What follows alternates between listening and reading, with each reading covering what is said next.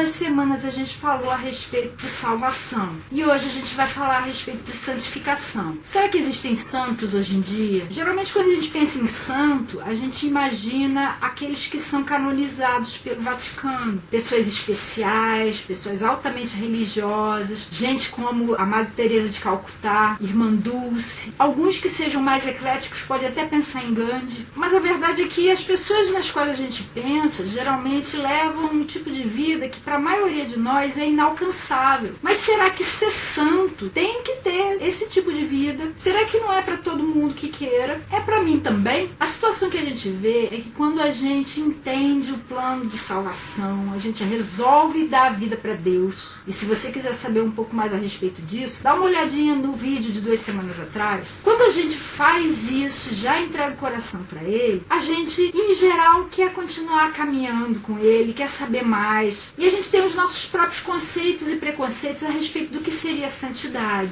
do que seria uma pessoa santa. Nós temos estereótipos que nem sempre são bíblicos também. E às vezes a gente vê, por exemplo, uma pessoa que frequenta a igreja junto com a gente, fumando, ou bebendo uma taça de vinho, ou indo numa partida do Flamengo ou do Corinthians. A gente pensa, ei, isso é coisa de cristão, isso é coisa de santo, e pode. Crente pode usar biquíni, cristão pode se maquiar, e por aí vai. E por causa desses nossos preconceitos e estereótipos, a gente às vezes arruma uns julgos, umas cargas pesadas para nós mesmos carregarmos e para as outras pessoas também. Vamos ver o que Paulo fala na carta aos Gálatas, no capítulo 5, versos 1 e 13. Foi para a liberdade que Cristo nos libertou. Portanto, permaneçam firmes e não se deixem submeter novamente a um jugo de escravidão. Irmãos, vocês foram chamados para a liberdade, mas não usem a liberdade para dar ocasião à vontade da carne. Ao contrário, sirvam uns aos outros mediante o amor.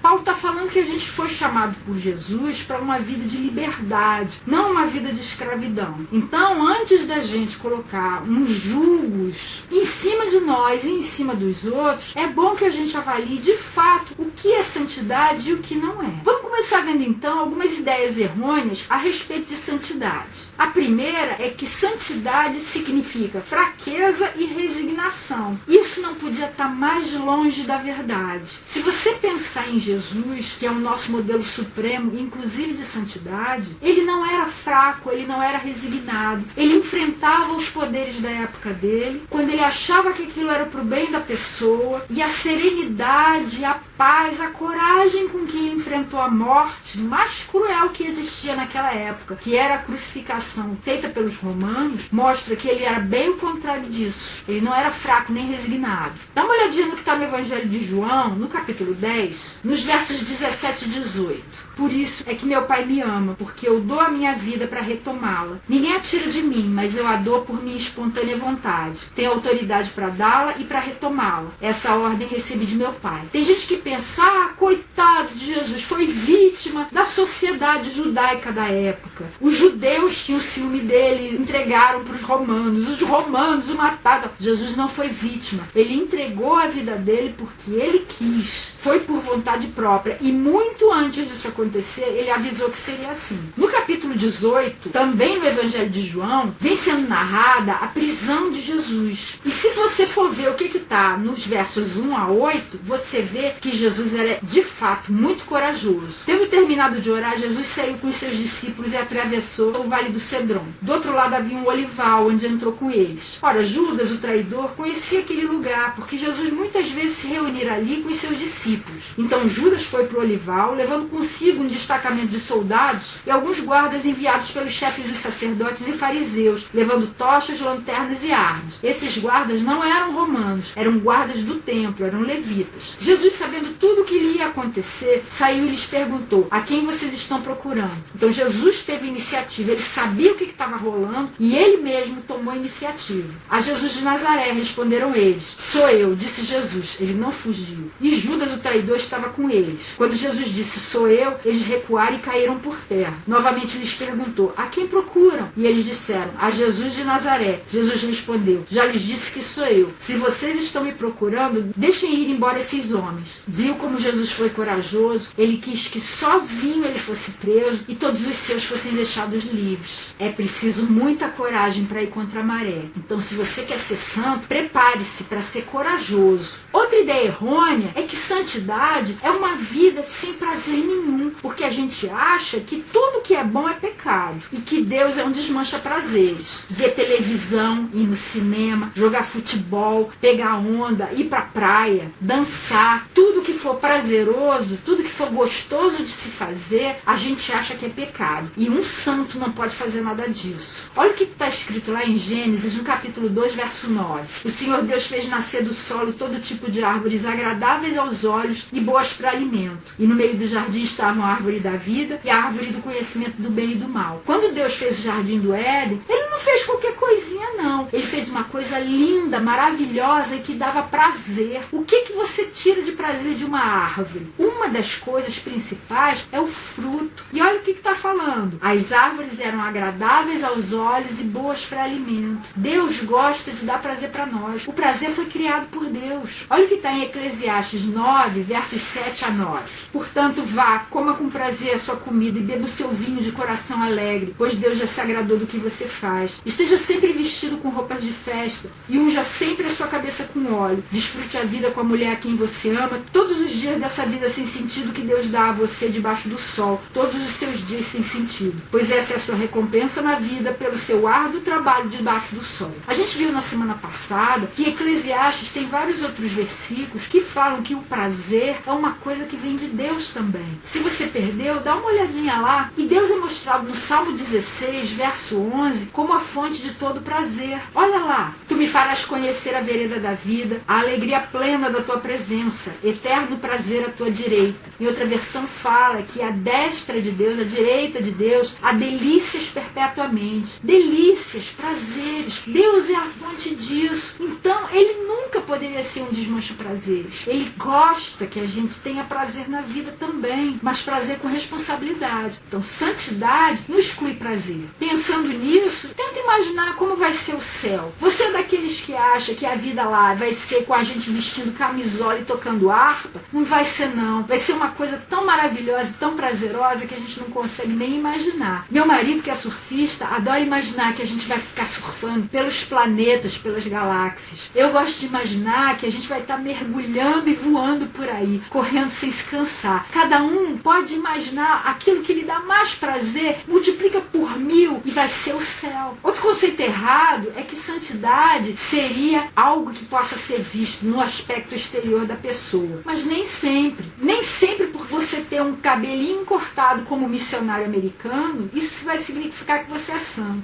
As roupas que você usar de manga comprida, saia até o pé, também podem não querer significar que você é santo. Os costumes que você adotar, todos quadradinhos, todos certinhos, que as pessoas usavam em 1950, podem não querer dizer que você é santo, não. Um índio nu pode ser mais santo do que um executivo no meio da Avenida Paulista, todo coberto de terno e gravata. Santidade não está nas roupas, santidade não está na exterioridade, não. Santidade está no coração. Davi, por exemplo, tinha várias mulheres e Deus nunca o repreendeu por isso. Mas quando ele tomou Batseba, que era mulher de um dos seus soldados, Deus mandou lá em 2 Samuel, capítulo 12, o profeta Natã advertir Davi e dizer: você fez o que não devia. Você tomou a esposa de um outro homem. Não bastavam todas aquelas que você já tinha?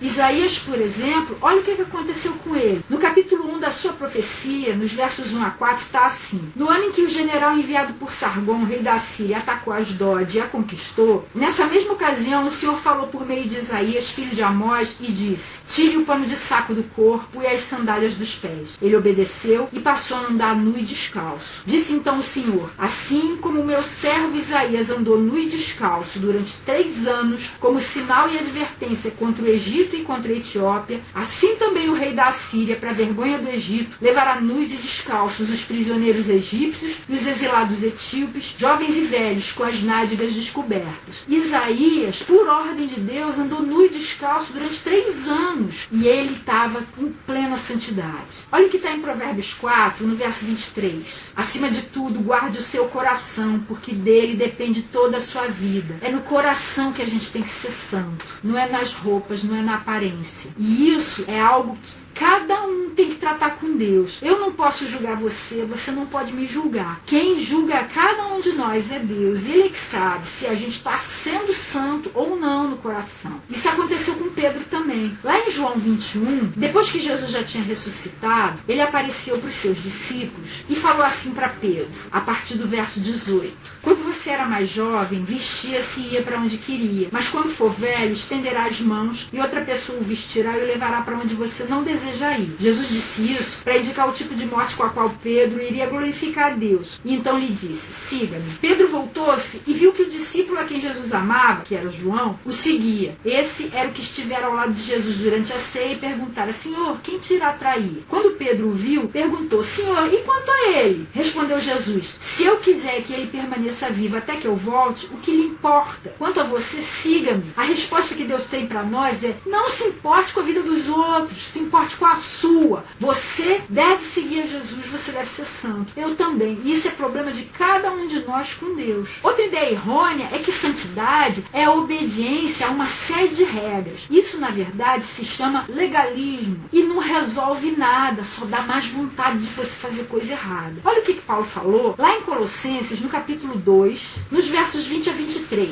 Já que vocês morreram com Cristo por os princípios elementares desse mundo, porque, como se ainda pertencessem a ele, vocês se submetem a regras. Não manuseie, não prove, não toque. Todas essas coisas estão destinadas a perecer pelo uso, vão passar, pois se baseiam em mandamentos e ensinos humanos. Essas regras têm, de fato, aparência de sabedoria, com sua pretensa religiosidade, falsa humildade e severidade com o corpo, mas não tem valor algum para refrear os impulsos da carne. Não servem para nada. Legalismo só serve para despertar na gente a vontade de fazer o que é proibido. Santidade não é isso. Você sabe por que o legalismo não resolve? Porque é preciso uma força muito maior para ajudar a gente a vencer os impulsos da carne. E essa força é o Espírito Santo. Olha o que Paulo fala em Gálatas 5, nos versos 16 a 18. Por isso digo, vivam pelo Espírito, e de modo nenhum satisfarão os desejos da carne. Pois a carne deseja o que é contrário ao Espírito, e o Espírito o que é contrário à carne. Eles estão em conflito um com o outro, de modo que vocês não fazem o que desejam. Mas se vocês são guiados pelo Espírito, não estão debaixo da lei. Não precisa de legalismo nenhum. É só ser guiado pelo Espírito Santo, deixar ele encher o nosso coração. Olha o que está em Efésios 5,18. Não se embriaguem com vinho que leva à libertinagem, mas deixem-se encher pelo Espírito. Você não precisa se encher do Espírito, você só precisa deixar Deus fazer isso. É uma obra dele. E outra ideia errada é de que santidade requer sofrimento. Essa é a ideia do ascetismo. Parte do princípio de que a matéria é má e ela precisa ser maltratada para que ela seja dominada. A matéria não é má. Lá em Gênesis 1, verso 31, a Bíblia diz assim, Deus viu tudo o que havia feito e tudo havia ficado muito bom. Passaram-se a tarde e a manhã e esse foi o sexto dia. Tudo o que Deus fez foi muito bom. E Deus não criou só espíritos, não. Deus criou a matéria. Ele é o autor de toda a vida, de toda a matéria também. E a matéria, mesmo que hoje em dia esteja torta, mesmo que tenha caído junto com Adão, junto com Eva, junto com a escolha errada que os dois fizeram, a matéria ainda é algo muito bom. E se você pensar bem, quem peca primeiro não é a carne. Quem peca é a alma, é o coração. Dá uma olhada no que Tiago falou na carta dele, no capítulo 1, versos 14 e 15. Cada um é tentado pelo próprio mau desejo, sendo por este arrastado e seduzido. Então esse desejo, tendo concebido, dá à luz o pecado. E o pecado, após ter se consumado, gera a morte. O pecado é feito ali com o corpo. Mas onde é que ele começa? É com o desejo. O desejo não é com o corpo, o desejo é com o coração, é com a alma. E a carne não pode derrotar a carne. Quem pode derrotar a carne é o Espírito. Olha o que está em Efésios 6, do verso 12 ao 18. A nossa luta não é contra seres humanos, nem mesmo nós mesmos, mas contra os poderes e autoridades, contra os dominadores desse mundo de trevas, contra as forças espirituais do mal nas regiões celestes. Por isso, porque a nossa luta é espiritual, não é contra a carne, não é contra seres humanos, não é contra eu mesma, contra a minha própria carne. Vistam toda a armadura de Deus para que possam resistir no dia a mal e permanecer inabaláveis, depois de terem feito tudo. Assim, mantenham-se firmes, cingindo-se com o cinto da verdade, vestindo a couraça da justiça e tendo os pés calçados com a prontidão do evangelho da paz. Além disso, usem o escudo da fé, com o qual vocês poderão apagar todas as setas inflamadas do maligno. Usem o capacete da salvação e a espada do Espírito, que é a palavra de Deus. Orem no Espírito em todas as ocasiões, com toda oração e súplica. Tendo isso em mente, estejam atentos e perseverem na oração por todos os santos. Persevere na oração por você. Você faz parte dos santos? Claro que faz. Todos aqueles que deram a vida para Jesus fazem parte de todos os santos. E pelos seus irmãos também. Isso é que vai derrotar a sua carne. Não vai ser você submeter o seu corpo a sofrimento. E se nada disso é santidade, o que é então? Santidade é um processo de transformação de cada um daqueles que já deram a vida para Jesus à imagem e semelhança de Deus, que a gente perdeu lá no Éden. Quando Adão e Eva foram feitos, eles foram feitos à imagem e semelhança de Deus. Mas depois da escolha errada que eles fizeram, dá uma olhadinha, se você não sabe do que eu estou falando, dá uma olhadinha no vídeo de 2 semanas atrás, sobre salvação. A partir dessa escolha errada, todos nós, todos os seus descendentes passaram a ser tortos. Olha o que está em Gênesis 5, versos 1 a 3. Esse é o registro da descendência de Adão. Quando Deus criou o homem, a semelhança de Deus o fez. Homem e mulher os criou. Quando foram criados, ele os abençoou e os chamou homem. Aos 130 anos, Adão gerou um filho à sua semelhança, conforme a sua imagem, e deu-lhe o nome de Sete. Então, quando Adão teve seu filho, já não era mais a imagem e semelhança de Deus, foi a imagem e semelhança de Adão, que já estava corrompido. E a santificação é justamente isso, para que a gente possa ir recuperando a imagem e semelhança de Deus, a perfeita imagem do ser humano que Jesus tem. Olha o que está escrito em 2 Coríntios, capítulo 3, verso 18. Todos nós que com a face descoberta contemplamos a glória do Senhor, segundo a sua imagem estamos sendo transformados com glória cada vez maior, a qual vem do Senhor, que é o Espírito. Cada um de nós está sendo transformado de glória em glória, a imagem do Senhor, a imagem de Jesus. A santificação vai nos tornando de fato aquilo que a gente é só pela fé, só como um potencial. Olha o que está em Efésios 1:4. Deus nos escolheu nele, em Jesus, antes da criação do mundo, para sermos santos e irrepreensíveis em sua presença. Deus nos escolheu antes de criar qualquer coisa. Ele escolheu a gente, o seu povo, para que todos nós fôssemos santos. E no capítulo 2, de 4 a 10, Paulo fala assim: Deus, que é rico em misericórdia, pelo grande amor com que nos amou, deu-nos vida com Cristo, quando ainda estávamos mortos em transgressões. Pela graça vocês são salvos. Deus nos ressuscitou com Cristo e com ele nos fez assentar nas regiões celestiais em Cristo Jesus, para mostrar nas eras que hão de vir a incomparável riqueza de sua graça, demonstrada em sua bondade para conosco em Cristo Jesus. Pois vocês são salvos pela graça, por meio da fé. Isso não vem de vocês, é dom de Deus, não por obras, para que ninguém se glorie, porque somos criação de Deus, realizada em Cristo Jesus para fazermos boas obras, as quais Deus preparou antes para nós as praticarmos. Deus já preparou isso, já planejou tudo isso, uma vida de santidade, de boas obras, de coisas boas para nós e para toda a humanidade. Então, o que significa santo, que a gente está falando toda hora? Santo significa separado para Deus. Deus é santo porque ele é separado do pecado. E ele quer que nós sejamos santos porque ele quer que a gente também seja separado do pecado para ele. Lá em Êxodo 28, no verso 33, fala a respeito de uma coisa que fazia parte da roupa do sumo sacerdote. Faça um diadema de ouro puro e grave nele como se grava um selo, consagrado ao Senhor. E aquilo devia ser usado no turbante de Arão, que foi o primeiro sumo sacerdote, e pelos seus sucessores também. Então, o sumo sacerdote, que era o sacerdote principal, deveria usar um diadema, uma tiara, onde tinha escrito santidade ao Senhor. Ele era separado para Deus. E Deus não queria que fosse só o sumo sacerdote que fosse separado para ele, não. Olha o que está escrito lá no livro de Levítico, no capítulo 11, verso 45, e no capítulo 20, versos 7 e 8. Eu sou o Senhor que os tirou da terra do Egito para ser o seu Deus. Por isso sejam santos, porque eu sou santo. Ele estava falando isso para todo o povo. Consagrem-se, porém, e sejam santos, porque eu sou o Senhor, o Deus de vocês. Obedeçam os meus decretos e pratiquem-os. Eu sou o Senhor que os santifica. Então Deus quer que a gente se separe, que a gente seja santo, e Ele quer santificar a gente. É algo que Ele mesmo faz. E isso não era só para Israel. Isso vale para os cristãos também. Olha o que Pedro falou na primeira carta dele, capítulo 1, verso 15. Assim como é santo aquele que os chamou, sejam santos vocês também em tudo o que fizerem. É para nós também, não é só para Israel. E em 1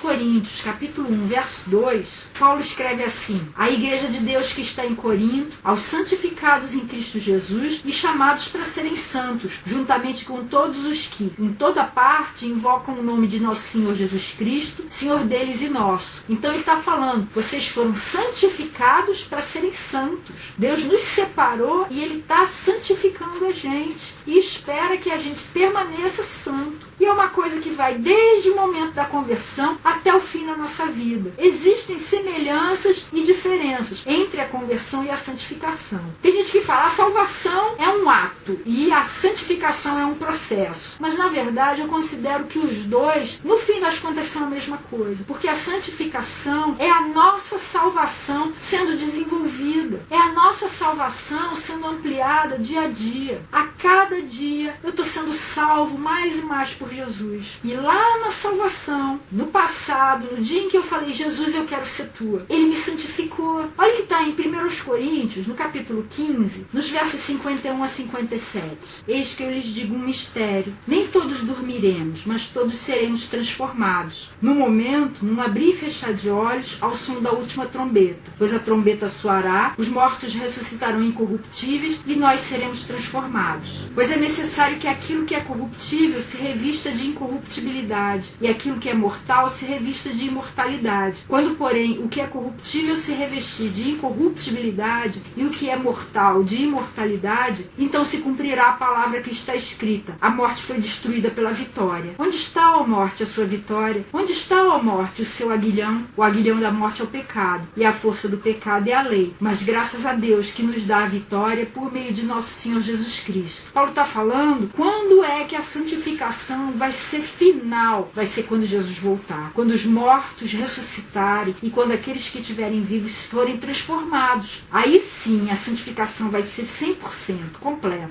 E na prática, como é a santificação? É uma luta constante entre a carne, que a Bíblia chama de carne, são os nossos desejos pecaminosos, os nossos desejos naturais, e o nosso espírito. Olha o que está escrito em Romanos, capítulo 7, versos 21 a 25. Assim encontro essa lei que atua em mim. Quando quero fazer o bem, o mal está junto a mim. No íntimo do meu ser, tenho prazer na lei de Deus, mas vejo outra lei atuando nos membros do meu corpo, guerreando contra a lei da minha mente, tornando-me prisioneiro da lei do pecado que atua em meus membros. Miserável homem que eu sou, quem me libertará do corpo sujeito a essa morte? Graças a Deus por Jesus Cristo, nosso Senhor. De modo que com a mente, eu próprio sou escravo da lei de Deus, mas com a carne da lei do pecado. Paulo está falando, eu tenho vontade de fazer a lei de Deus, de cumprir aquilo que está escrito nela. Eu reconheço que ela é boa, mas no dia a dia, muitas vezes eu não consigo. Tem uma lei que atua no meu corpo que me impede. Quem é que vai me libertar disso? Graças a Deus por Jesus, porque Jesus possibilita isso, porque Ele vem morar no nosso coração. Graças a essa força maior que vem morar dentro do nosso coração, que é o próprio Espírito Santo, é que a gente consegue vencer. É como uma história que eu já contei em outro vídeo a respeito de 2 lobos.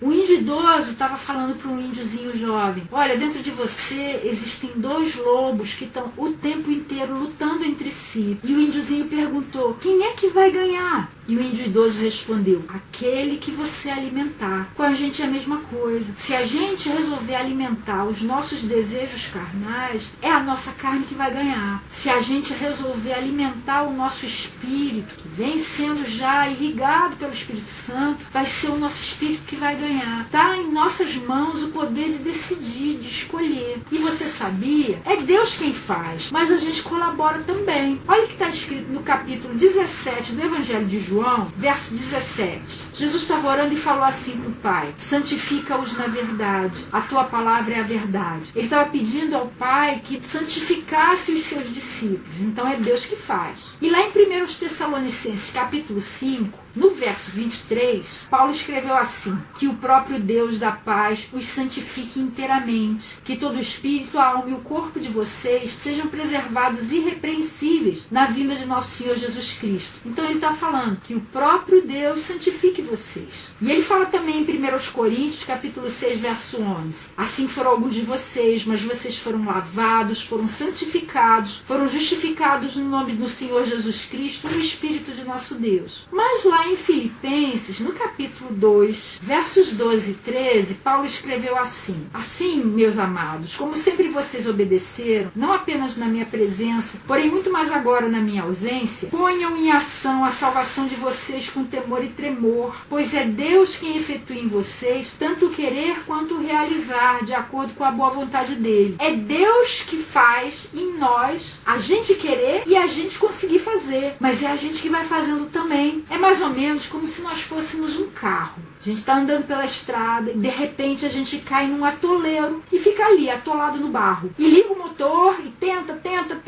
sair e só fica ali patinando e não consegue sair. Mas aí chega alguém forte e dá um empurrão no carro e o carro consegue sair do atoleiro. Assim é o Espírito Santo. É o empurrão mais forte de que a gente estava precisando. Ele ajuda a gente a sair do atoleiro e ajuda a gente também a ficar esperto para não cair nos próximos atoleiros que vão aparecer no nosso caminho. Isso é santificação. Os nossos defeitos de caráter, os nossos vícios, os nossos pecados, aqueles que você faz porque você quis mesmo, a nossa falta de perdão, tudo isso a gente vai conseguindo vencer. Na vez seguinte, a gente tenta fazer diferente e tenta até que um dia a gente consegue. E vai ficando cada vez mais fácil até que se torne o nosso novo ser natural. E é bom que a gente saiba que cada um de nós tem pontos fracos diferentes que devem ser tratados individualmente por Deus. Olha o que Jesus falou lá no Evangelho de Mateus, capítulo 5, versos 29 e 30. Se o seu olho direito o fizer pecar, arranque-o e lance-o fora. É melhor perder uma parte do seu corpo do que ser todo ele lançado no inferno. E se a sua mão direita o fizer pecar, corte-a e lance-a fora. É melhor perder uma parte do seu corpo do que ir todo ele para o inferno. Jesus não estava falando aqui literalmente. Tem gente que faz isso mesmo. Ah, eu sou ladrão, eu não consigo parar de roubar, e vai e corta a mão. Mas não é disso que Jesus está falando. Ele está falando que se você peca pela visão, abra mão daquilo. Se você não consegue passar por uma banca de jornais sem ver as revistas de mulher nua, não passe mais por ali. Se você não consegue passar por uma loja que venda alguma coisa que você goste muito, sem se sentir tentado a roubar, não vá mais lá. Se tem qualquer coisa que faz com que você tropece, então para ficar mais fácil para você, abra mão disso, não vá mais, para que você consiga continuar caminhando nessa jornada de santificação com Deus. E a santificação é uma mudança gradativa. Conforme você vai caminhando com Jesus, você vai sendo transformado à imagem e semelhança dele. Olha o que está lá em Provérbios, no capítulo 4, verso 18. A vereda do justo é como a luz da alvorada, que brilha cada vez mais até a plena claridade do dia. É como se o seu caminho ainda fosse meio escuro, devagarzinho vai clareando, conforme você fosse santificando. Até que um belo dia, quando Jesus voltar, vai ser dia perfeito. E não pense que não tem baixos, não. Tem altos e tem baixos. Só que, no geral, acaba sendo uma jornada ascendente. Olha o que está em Provérbios 24, 16. Ainda que o justo caia 7 vezes, tornará a erguer-se. Todas as vezes em que o justo cair, ele vai se levantar. Vai ter baixos, mas você levanta e continua andando na direção do alto. Sabe por que tem altos e baixos? Porque a gente continua tendo a possibilidade de escolher se a gente vai ouvir a Deus ou não. Olha o que está em Efésios 4:30. Não entristeçam o Espírito Santo de Deus, com o qual vocês foram selados para o dia da redenção. É possível a gente entristecer o Espírito Santo fazendo aquilo que ele fala para a gente não fazer. Isso está também em 1 Tessalonicenses 5:19. Não apaguem o Espírito. Se a gente insistir em entristecer o Espírito Santo, entristece, depois faz de novo, entristece.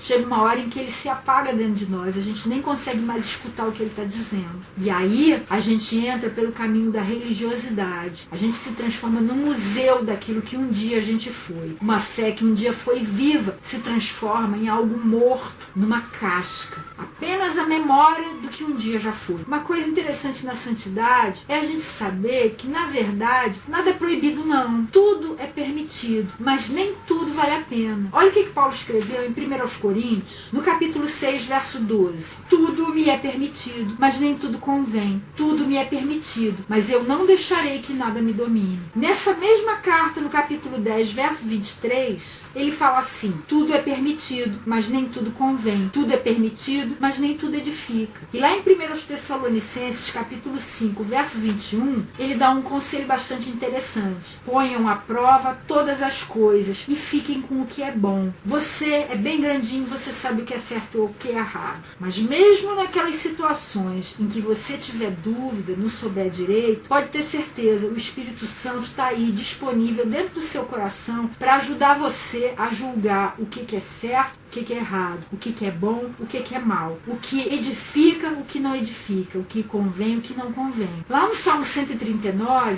Davi falou assim nos versos 23 e 24: sonda-me, ó Deus, e conhece o meu coração, prova-me e conhece as minhas inquietações, vê se em minha conduta algo te ofende e dirige-me pelo caminho eterno. Você sabe o que é sondar? Sondar é provar, é tirar a prova, é ir lá fundo para ver se afinal aquilo é bom ou ruim, aquilo é verdadeiro ou é falso, aquilo convém ou não. E Davi está fazendo essa oração, pede que Deus o sonde e mostre se existe algum caminho ruim, algum caminho mau dentro do coração dele e que o oriente, o guie pelo caminho eterno. Deus é capaz e está interessado em fazer isso com você e comigo. Basta a gente pedir, basta a gente querer. E com isso ele ajuda a gente a fazer escolhas melhores, não por imposição, mas por amor a ele. A minha irmã fumava quando nós dois nos convertemos. E eu ficava pra morrer quando a gente ia pra igreja e ela ia fumando no caminho. E vivia falando com ela. Até que eu me cansei e resolvi não falar mais nada. E um belo dia, quando a gente estava indo pra igreja, ela chegou pra mim e falou assim: você reparou que eu parei de fumar? Aí que eu percebi: é mesmo, você não tá mais fumando. Por que você parou? E ela me disse: eu comecei a perceber que aquilo não era o melhor pra mim e eu tava deixando Deus triste com a minha escolha. E por isso eu resolvi parar. Isso é santidade. Não foi porque eu fiquei falando, foi porque o Espírito Santo falou no coração dela. Então, em vez de ficar colocando carga na vida dos outros, deixa o Espírito Santo falar. Em vez de ficar se preocupando em seguir um monte de regras, procure ouvir o que o Espírito Santo está falando para você. É um caminho muito mais suave e muito mais eficaz. Lembre-se que a consciência da presença de Deus ajuda a gente a se manter santo.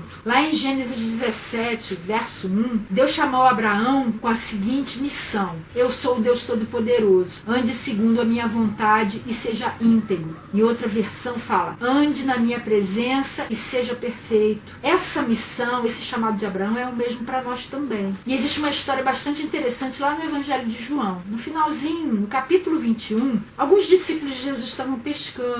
E um deles, que era Pedro, tinha tirado a roupa de cima, a túnica, a capa. E o verso 7 mostra que Jesus tinha aparecido lá na praia e eles demoraram para reconhecer que era ele. Mas de repente João reconheceu e no verso 7 ele fala assim: é o Senhor. Simão Pedro, ouvindo-o dizer isso, vestiu a capa, pois a havia tirado e lançou-se ao mar. Em outra versão fala que Simão tinha ficado nu e quando percebeu que era Jesus, ele se vestiu de novo e mergulhou vestido. A presença de Jesus, a consciência de que ele estava ali, fez com que Simão se considerasse inadequado e resolvesse colocar uma outra vestimenta. Então você não precisa ficar apontando para ninguém o que é adequado e o que não é. Pode deixar. Quando cada pessoa tiver a consciência de que Deus está ali, ela mesma vai procurar ficar de forma adequada, segundo o que Deus falar para ela, não segundo o que você falar. Outra coisa importante é que santidade não é nunca mais cair, é nunca mais ficar caído. Lá na primeira carta de João, no capítulo 1, verso 9, ele fala assim: se confessarmos os nossos pecados, ele é fiel e justo para perdoar os nossos pecados e nos purificar de toda injustiça. Se a gente pecar, Deus nos purifica. E no capítulo 2, versos 1 e 2, ele falou: meus filhinhos, escrevo-lhes essas coisas para que vocês não pequem. Se, porém, alguém pecar, temos um intercessor junto ao Pai, Jesus Cristo, o justo. Ele é a propiciação pelos nossos pecados. Ele é aquele que faz com que Deus seja propício, seja favorável a nós. E não somente pelos nossos, mas também pelos pecados de todo mundo. Não é para a gente cair, mas se a gente cair, não fique caído. Levante-se. Também vou me levantar se eu cair. Porque Jesus deseja nos purificar para que a gente permaneça andando na presença dele. E você quer ajudas? Tem uma vida de devoção.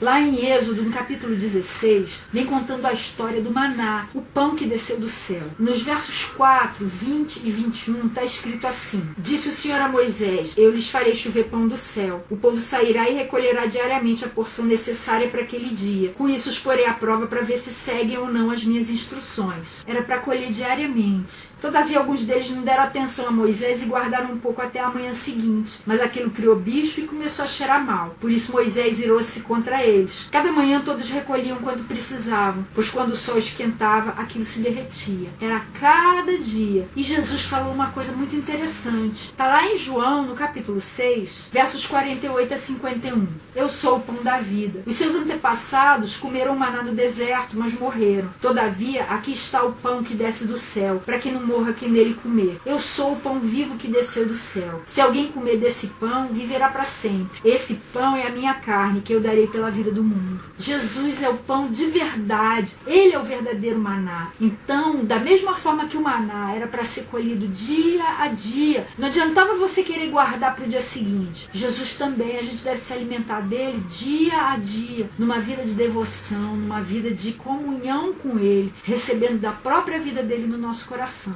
Outra ajuda, tenha comunhão com os outros irmãos. Olha o que está em Eclesiastes capítulo 4, versos 9 a 12. É melhor ter companhia do que estar sozinho, porque maior é a recompensa do trabalho de duas pessoas. Se um cair, o amigo pode ajudá-lo a levantar-se, mas pobre do homem que cai e não tem quem o ajude a levantar-se. E se dois dormirem juntos, vão manter-se aquecidos. Como, porém, manter-se aquecido sozinho? Um homem sozinho pode ser vencido, mas dois conseguem defender-se. Um cordão de 3 dobras não se rompe com facilidade. Tenha comunhão com seus irmãos, porque o cordão não vai ser de 2 dobras, vai ser de 3. Jesus falou: onde estiverem 2 ou 3 reunidos em meu nome, eu vou estar aí também. O cordão tem 3 dobras. É você, algum irmão seu e é o próprio Jesus. E isso não é só dentro dos templos, não. Fora dali também, na vida diária. E agora vão as dicas. Você quer saber mais sobre a santificação, sobre a vida de um discípulo de Jesus, no contexto diário do nosso mundo moderno? Então leia O Discípulo, de Juan Carlos Ortiz. Esse até hoje é um dos meus livros favoritos sobre vida cristã. Outra dica é um livro que traz ensinamentos do irmão Lourenço e de Frank Laubach, praticando a presença de Deus. Outra dica é o livro Em Seus Passos, O que Faria Jesus, de Charles Sheldon. E um outro livro maravilhoso de Richard Foster é Rios de Água Viva, falando sobre várias formas de devoção. E na semana que vem a gente volta para a playlist sobre autoestima. É época de carnaval e a gente vai falar sobre valorização do corpo.